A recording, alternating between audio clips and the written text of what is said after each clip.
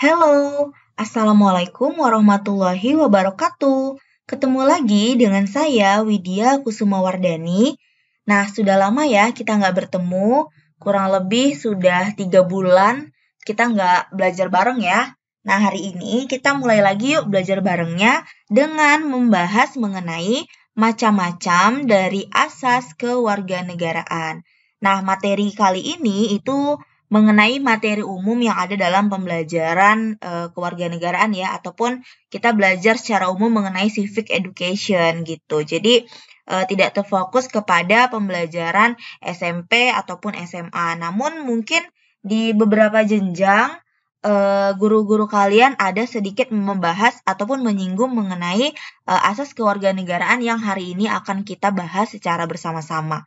Oke, langsung aja yuk. Sebelum kita mulai, seperti biasa, ada yang harus kalian sediakan, yaitu kalian harus menyediakan buku dan pena, supaya informasi yang saya jelaskan pada video kali ini bisa sekaligus kalian catat.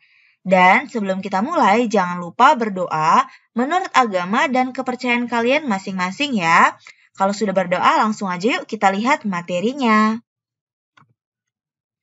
Nah, sebelum kita membahas lebih lanjut, kita harus tahu dulu nih, apa itu kewarganegaraan? Ya, selanjutnya setelah kita tahu mengenai apa sih sebenarnya kewarganegaraan itu, sekarang kita juga jadi harus membahas juga mengenai seberapa pentingkah asas dari kewarganegaraan itu ya. Nah, kenapa kita harus tahu mengenai konsep dari kewarganegaraan ini? Selanjutnya juga, kenapa kita harus paham juga apa sih pentingnya dari asas kewarganegaraan ini, ya kan? Seperti itu. Jadi sesuatu itu ada keberadaannya, pasti dia memiliki fungsi kan? Seperti itu. Kalau dia punya fungsi, pasti dia ada kepentingan. Nah, jadi di sini kita mau membahasnya, oke? Langsung aja yuk kita lanjut. Nah, sekarang kita bahas dulu, kita lihat dulu apa sih sebenarnya arti dari kewarganegaraan itu ya. Nah, di sini kewarganegaraan ini biasa dikenal dengan istilah citizenship ya, yang memiliki arti yaitu hubungan ataupun ikatan antara negara dengan warga negaranya.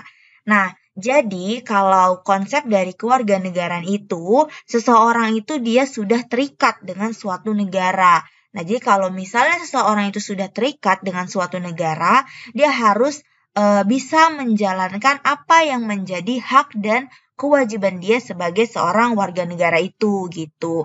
Jadi contohnya kalau kita memiliki kewarganegaraan Indonesia, kita pasti sudah punya hubungan ataupun ikatan yang erat antara diri kita dengan Indonesia seperti itu. Jadi kita harus melaksanakan apa yang menjadi hak dan kewajiban kita sebagai warga negara Indonesia seperti itu ya. Nah, sekarang kita lihat lagi mengenai apa sih pentingnya asas dari kewarganegaraan itu, ya kan? Nah, kenapa harus ada asas kewarganegaraan? Ya, sebenarnya apa pentingnya asas kewarganegaraan ini? Nah, jadi asas kewarganegaraan ini itu dapat mengatur terkait antara hak dan kewajiban setiap warga negara dalam suatu negara agar warga negara tersebut tidak jatuh pada kekuasaan atau wewenang negara lain. Nah, itu dia pentingnya asas kewarganegaraan itu. Nah, jadi seperti kita lihat ya, seperti kita ketahui bahwa di dunia ini banyak banget negara-negara seperti itu. Jadi konsep dari asas kewarganegaraan ini bisa memberitahu sebenarnya seseorang itu dijatuhi ataupun mendapatkan kewarganegaraan yang mana seperti itu dengan adanya kelahiran ataupun dari konsep keturunan seperti itu. Jadi kita tidak bingung seseorang ini sebenarnya warga negara A ataupun kewarganegaraan B seperti itu ya. Jadi itulah pentingnya ada asas kewarganegaraan. Nah, sekarang kita lanjut lihat lagi sebenarnya dari asas kewarganegaraan ini ada berapa asas kewarganegaraan itu ya. Oke, kita lanjut. Nah, ini dia. Jadi, kalau dilihat secara umum terdapat dua asas kewarganegaraan, yaitu ada asas ius sanguinis dan ada asas ius soli. Nah, kedua asas inilah yang mengatur dari terbentuknya kewarganegaraan seseorang. Seperti itu. Apakah kewarganegaraannya itu mengikut kewarganegaraan dari orang tuanya atau dalam hal lain keturunan ya, ataupun kewarganegaraan yang ia dapatkan berdasarkan dari tempat kelahirannya. Nah, di sini kita akan membahasnya secara detail, oke? Nah, sekarang kita masuk aja yuk langsung ke ius sanguinis. Nah, ini dia ius sanguinis ya. Nah, jadi ius sanguinis ini adalah asas yang dilihat berdasarkan garis keturunan. Nah, jadi dalam asas ini menetapkan bahwa kewarganegaraan seseorang itu berdasarkan dari keturunan ataupun dari pertalian darah. Ya, contohnya nih, kalau misalnya orang tua kalian berasal dari Korea ya, seperti itu. Jadi otomatis secara umum, secara langsung kalian tuh akan langsung mendapatkan kewarganegaraan Korea. Kenapa? Karena negara Korea itu dia menganut konsep ius sanguinis gitu. Jadi kalau misalnya kalian orang tuanya warga negara Korea, sementara kalian itu inginnya menjadi warga negara Brazil itu tidak bisa ya, karena kalau Brazil itu dia menganut konsep konsep ius soli ataupun kewarganegaraan itu berdasarkan tempat tinggalnya gitu ya. Jadi dalam ius sanguinis ini kewarganegaraan seseorang itu mengikut berdasarkan keturunan ataupun pertalian darah, ataupun secara umumnya, secara mudahnya kita lihat berarti kewarganegaraan seseorang itu didapatkan dari secara turun-temurun ya, dari orang tuanya, kewarganegaraan orang tuanya seperti itu. Nah, contohnya bagaimana? Nah, ini contohnya. Seorang anak dilahirkan di negara B, ya, dia dilahirkan di negara B yang menganut asas ius sanguinis. Nah, tadi asas ius sanguinis ini menganut asas keturunan ya, berdasarkan keturunan. Nah, sedangkan orang tuanya warga negara A yang maka anak tersebut otomatis akan tetap menjadi warga negara A seperti itu ya. Walaupun dia dilahirkan di negara B, ya, misalnya dia dilahirkan di negara Inggris. Tapi orang tuanya itu bukan dari Inggris, bukan berasal dari Inggris, tapi orang tuanya itu berasal dari Korea. Nah, otomatis anak tersebut akan menjadi kewarganegaraan Korea seperti itu. Karena dalam konsep ius sanguinis ini dia melihat ataupun merujuk dari kewarganegaraan apa yang dianut dari orang tuanya seperti itu ya. Nah, ini dia ada beberapa negara yang menganut asas ius sanguinis, yaitu ada negara Belanda, Belgia, Bulgaria, Korea Selatan ya. Selanjutnya Kroasia, Inggris, ada selanjutnya Islandia, ada Irlandia, Islandia, ada India, Italia, Jepang, Jerman, Polandia, dan masih banyak negara lagi ya, negara lainnya lagi seperti itu. Nah, sampai sini semoga paham ya apa itu konsep ius sanguinis. Untuk yang masih kurang paham bisa langsung tanyakan aja di kolom komentar ya.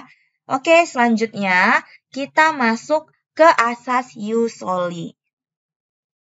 Nah, ini dia asas ius soli. Kalau asas ius soli ini dia merujuk kepada asas tempat kelahiran ya, beda jauh. Kalau ya asas ius sanguinis tadi berdasarkan garis keturunan, kalau ius soli berdasarkan tempat kelahirannya. Nah, jadi asas ini menetapkan bahwa kewarganegaraan seseorang itu berdasarkan dari tempat kelahirannya. Nah, jadi di sini tidak dilihat walaupun ibunya misalnya orang Korea, tapi dia lahir di Brazil, otomatis dia akan juga mendapatkan kewarganegaraan Brazil. Karena Brazil itu dia menganut konsep ius soli. Jadi anak yang terlahir di negara Brazil itu otomatis akan menjadi kewarganegaraan Brazil seperti itu ya. Nah, sekarang kita lihat nih bagaimana contoh kasusnya. Nah, ini dia. Jadi seorang anak itu harus menjadi warga negara B karena anak tersebut lahir di negara B meskipun orang tuanya warga negara A. Contohnya ya, tadi anak tersebut jadi contohnya seorang anak lahir di negara Brazil. Walaupun orang tuanya itu orang Korea, otomatis dia akan mendapatkan kewarganegaraan Brazil juga seperti itu. Ya. Nah, jadi mungkin nanti dia bisa mendapatkan dua kewarganegaraan mengikut konsep dari keturunan ya. Dia mendapatkan dari kewarganegaraan orang tuanya, tapi di sini dia juga mendapatkan kewarganegaraan Brazil karena dia pada saat itu dilahirkan di negara Brazil seperti itu ya. Nah, ini dia beberapa negara yang menganut asas dari Ius Soli, yaitu ada negara Argentina, Amerika, Brazil, Kanada, Kamboja, Costa Rica, Panama. Selanjutnya ada Peru, Pakistan, Grenada, Guyana, dan ada juga Bangladesh. Ini hanya beberapa negara ya. Masih ada banyak negara lagi yang menganut asas dari Ius Soli ini. Nah, itu dia tadi beberapa asas kewarganegaraan. Ada ius sanguinis, yang mana itu konsepnya dilihat dari garis keturunan. Dan ada juga asas ius soli, itu dilihat dari tempat di mana anak tersebut dilahirkan. Nah, jadi dari adanya asas kewarganegaraan itu menimbulkan masalah. Ya, jadi ada masalah yang ditimbulkan dari adanya asas kewarganegaraan ini. Nah, apa aja masalah yang ditimbulkan dari adanya asas kewarganegaraan ini? Yaitu yang pertama, seseorang itu akan bisa menjadi bipatrid. Bipatrid ini artinya seseorang itu memiliki lebih dari satu warganegaraan ya. Oke, selanjutnya nanti kita bahas secara lebih rinci ya mengenai apa itu bipatrid dan bagaimana kondisinya, kasusnya. Dan seseorang itu bisa aja menjadi apatrid. Apatrid itu dia berarti tidak memiliki kewarganegaraan seperti itu. Dan ataupun seseorang itu bisa menjadi multipatrid. Multipatrid itu memiliki lebih dari dua kewarganegaraan. Nah, bagaimana seseorang itu bisa menjadi bipatrid, apatrid, dan multipatrid? Nah, sekarang kita lihat berdasarkan kasusnya, oke? Nah, ini dia. Sekarang kita bahas mengenai bipatrid dulu ya, bipatrid. Nah, contohnya nih, kita lihat langsung ke dalam kasusnya. Jadi, sebelum kita masuk ke dalam kasusnya, kita harus tahu dulu kalau bipatrid ini seseorang itu memiliki dua kewarganegaraan ya. Nah, jadi misalnya nih, seorang anak itu lahir di negara A yang menganut asas kewarganegaraan tempat kelahiran ataupun ius soli ya. Dia lahir di negara yang menganut tempat kelahiran. Nah, karena dia lahir di suatu negara yang menganut asas tempat kelahiran, otomatis dia akan mendapatkan satu kewarganegaraan kan? Gitu. Contohnya dia lahir di Brazil, berarti dia akan mendapatkan kewarganegaraan Brazil karena Brazil ini menganut konsep ius soli. Yang pertama, dia akan mendapatkan kewarganegaraan Brazil. Nah, tapi orang tuanya itu juga memiliki warga negara B ya, kewarganegaraan yang berbeda dari tempat kewarganegaraan di mana anak itu berasal. Nah, sementara kewarganegaraan orang tuanya itu menganut asas ius sanguinis, berarti asas berdasarkan garis keturunan gitu. Contohnya orang tuanya itu adalah orang Korea. Otomatis anak itu juga akan mendapatkan kewarganegaraan Korea seperti itu. Jadi di sini dia bisa mendapatkan dua kewarganegaraan atau memiliki dua kewarganegaraan ya. Yang pertama kewarganegaraan Brazil karena pada saat itu anak itu lahir di Brazil, yang mana Brazil itu menganut konsep ius soli ya. Jadi siapapun anak yang lahir di negara Brazil itu akan otomatis mendapatkan kewarganegaraan Brazil. Selanjutnya orang tuanya itu berasal dari Korea, yang mana Korea ini menganut asas dari ius sanguinis berdasarkan keturunan. Otomatis anak itu juga akan mendapatkan kewarganegaraan dari orang tuanya seperti itu ya. Nah, jadi dalam kasus ini seorang anak itu akan memiliki dua kewarganegaraan, yaitu kewarganegaraan Brazil di mana dia lahir tadi dan kewarganegaraan Korea di mana anak itu memiliki langsung kewarganegaraan berdasarkan dari garis keturunan orang tuanya seperti itu ya. Nah, ini dia konsep dari bipatrit. Jadi bipatrit ini seseorang itu memiliki dua kewarganegaraan. Oke, sekarang kita masuk lagi mengenai kewarganegaraan apatrit. Nah, sekarang kita akan membahas mengenai konsep dari apatrit ya. Nah, apatrit ini berarti seorang anak itu dia tidak memiliki kewarganegaraan. Ya, jadi seseorang itu nantinya kalau dia sudah dewasa, dia bisa aja memiliki kewarganegaraan dengan cara naturalisasi gitu ya.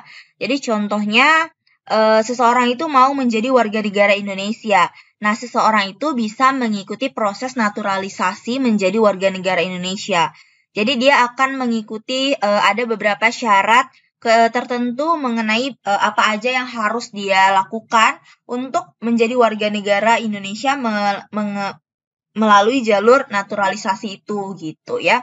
Jadi setiap negara itu pasti dia memiliki cara-cara tersendiri untuk seseorang kalau mau naturalisasi menjadi warga negara tersebut seperti itu. Nah, gimana sih ceritanya ya? Gimana kasusnya? Kok bisa seorang anak itu tidak memiliki kewarganegaraan ataupun seseorang itu menjadi orang yang apatrit ya, tidak memiliki kewarganegaraan gitu. Jadi contohnya nih, seorang anak itu dia lahir di negara B ya, yang mana negara itu dia menganut asas ius sanguinis. Ius sanguinis ini dia berdasarkan dari garis keturunan. Tapi orang tuanya ini berasal dari negara A yang menganut asas ius soli. Ius soli itu berdasarkan tempat kelahirannya.